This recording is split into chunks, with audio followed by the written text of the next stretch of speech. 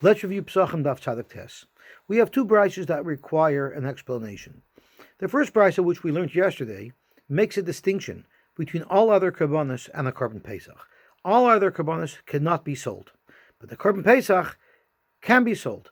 So if I set aside a behema for my Korban Pesach, and somebody else sets aside money for his Korban Pesach, if he pays me his money, then that money becomes chulin by me, and he gets a part of the Korban Pesach. The question is, how is it that I can sell the Korban Pesach if I cannot sell any other korban? The second brayso that requires explanation is a brayso that says that the parasha of Esnan would apply to Kachim, which means if you gave Kachim as an Esnan, technically it would fit in and become an Esnan, if not for the fact that the Torah specifically excluded Kachim from becoming an Esnan. The question is, if it doesn't belong to me, if the Kachim do not belong to me, how can I possibly pay and use it as an Esnan and it becomes an Esnan as if there was a transaction done when in fact it's never belonged to me? And this animal belongs to Hektish. So one approach would be to say that the brayso that says that you could have an Esnan by Mekdoshim is speaking according to the Tana Rabbi Yossi Aglili, who holds that by a Kodeshim Kalim, the owner does retain an ownership in the korban, and it's that part that would be the transaction that was made with the Esnan, and therefore it would be able to technically be an Esnan. The brayso that makes a distinction between Korban Pesach and Shlamim clearly cannot be going according to Rabbi Yossi Aglili, because this brayso specifically says that you cannot sell Kodeshim Kalim.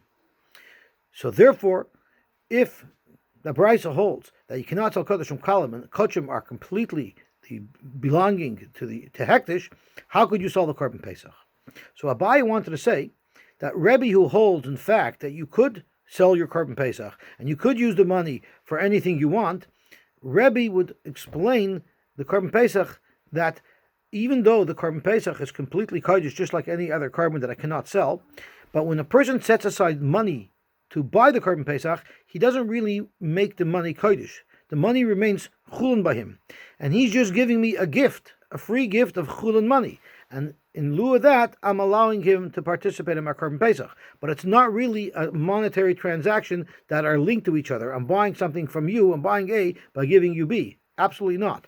They're two independent transactions. I'm giving you a gift, and then you're going to give me a gift, you're going to let me use your Korban Pesach. That's how Abaye would explain this sugya. However, Abaye says that Rabbi Oshia did not learn the sugya this way, and Rabbi Oshia understood Rebbe completely differently. That by a Korban Pesach it's different, and the kedusha doesn't penetrate the whole korban. So therefore, even if you would normally hold, not like Rabbi Yossi Aglili, that a Kodeshim Kalim is completely the belonging of Hektish, and I have no ownership in it, Korban Pesach, you would say, I still have an ownership in it. And based on that, Rebbe, he learns the brayso that says that Mukdoshin could be an Esnan. It can't apply to any other korban, because it's not going according to Rabbi Yossi Aglili, who holds Kodeshim Kalim is Mammon Bailam, rather it's completely Mammon Gavoya, so it would not work as an Esnan. But he would learn that the brayso that says Mukdoshim do become an Esnan is only speaking about a Korban Pesach. And since by a Korban Pesach, when you're makdish to animal, it doesn't become fully kodesh, you retain a portion of it that belongs to you, then it makes sense that you could use it as an Esnan, and it would technically be an Esnan. Then we can explain our brayso as well. The regular korban, not like Rabbi Yossi Aglili, you cannot sell it at all, because you have no ownership in it. But the Korban Pesach is different. Since you have an ownership in it, you could sell it, and therefore when he gives you his moyes of kachim, and you're giving him back the personal stake that you have in your Korban Pesach, that will create a redemption, and the money that you have will now become chulun. Looking a little bit closer into Rabbi's halacha, that the money belongs to you completely, he learns it from Im Yimat Habayis Im Hiyosh Miseh. And in fact, there's a machloikis if you're allowed to use that money for anything you want, it's completely chulun, or maybe you're only allowed to use it for things that are related to the Korban Pesach. And there's a shaila. Are you allowed to use it? You're for sure allowed to use it for eitzim, wood with which to roast the Korban Pesach, and that's directly related to the Korban Pesach. There's a shaila if you would be able to use it to buy matzah and mar, because it does say al matzah and mar, so they're connected to Korban Pesach, but they're not directly to Korban Pesach. But Rebbe himself would hold that you can even buy anything you want with it. You can invest the money in business, you could buy clothing, because he learns from the seh, you're allowed to extract anything that you need. The Tanakama, who holds you're only allowed to use it for things related to the Korban Pesach, well, from the seh, you're allowed to take money out to enhance the seh. Rebbe holds you can take money from the seh to enhance yourself to use for anything that you want.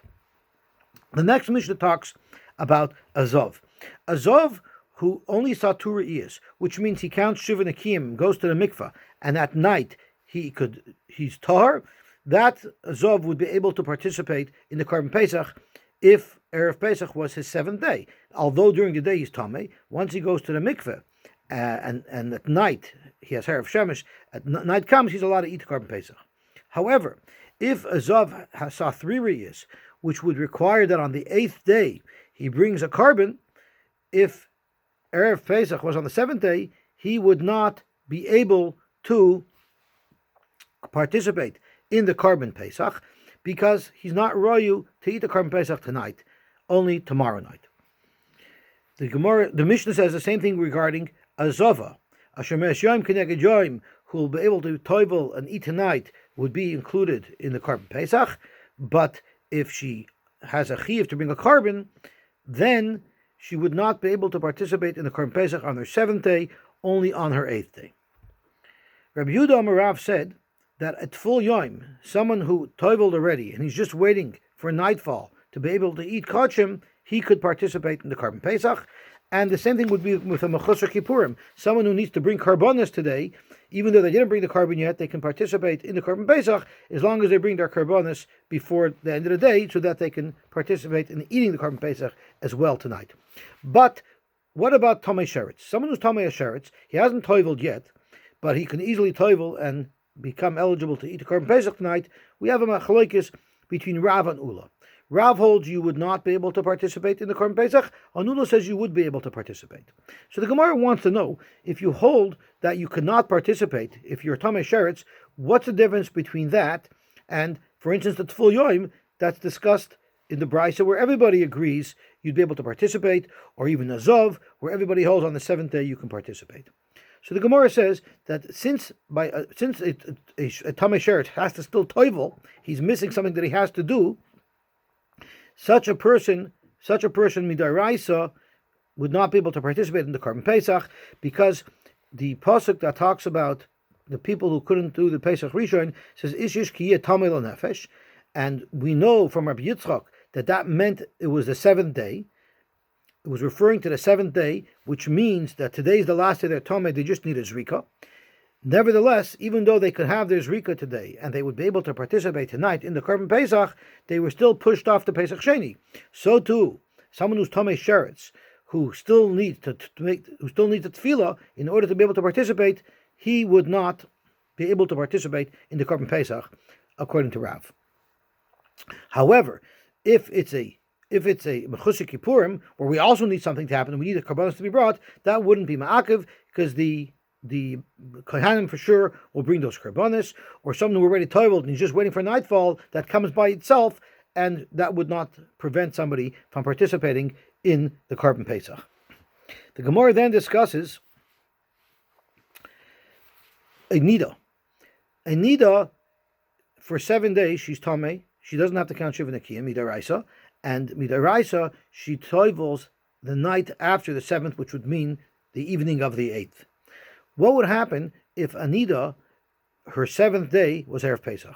The Gemara says there she would not be able to participate in the carbon, because she first can toivel tonight, and then she still needs to wait, before she can eat carbon, she has to wait for another nightfall, which would be the night after the 8th day.